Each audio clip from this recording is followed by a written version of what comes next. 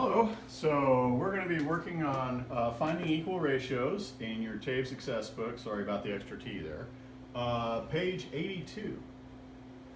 So in the book they explain a situation where you have a dozen roses cost 10 bucks.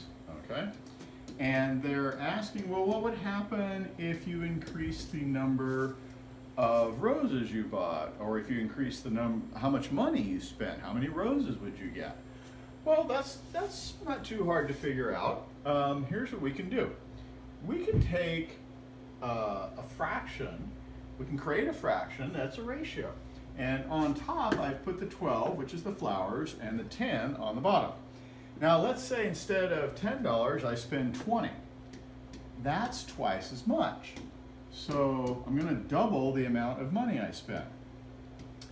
If you double the amount of money you spend, if we keep it as a ratio, keep it expanding the same, then the number of roses you get is going to double.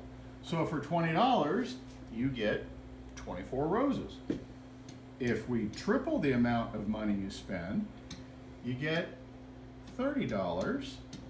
You spend $30, and you triple the amount of roses you get 36 roses.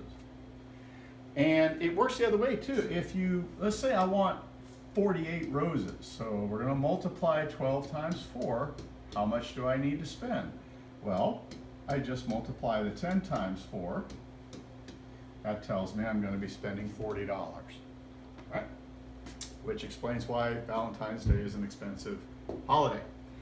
Now, it works the other way too. You can decrease the amount of something you're buying or something, how much money you're spending. Let's say, for example, instead of 24 pens, here's an example again from the book. Let's say instead of 24 pens, we want to buy 12 pens. Well, if we do that, that's dividing this in half. Divide by 2. So that gives us 12 pens. And we do the same thing here. We divide by 2. And what that tells me is I'm going to spend $4. Let's say I want to buy 6 pens.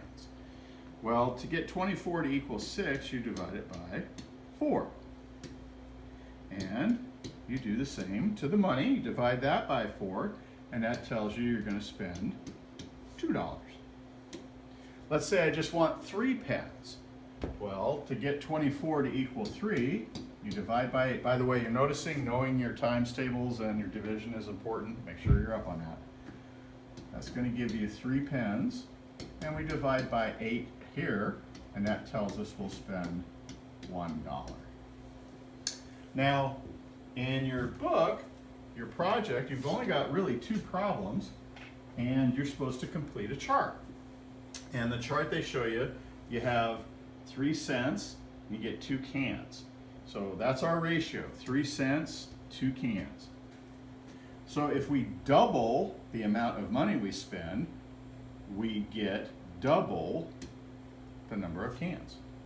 So you need to complete that chart using your ratios. So you have this problem and one more, and you're done with page 82.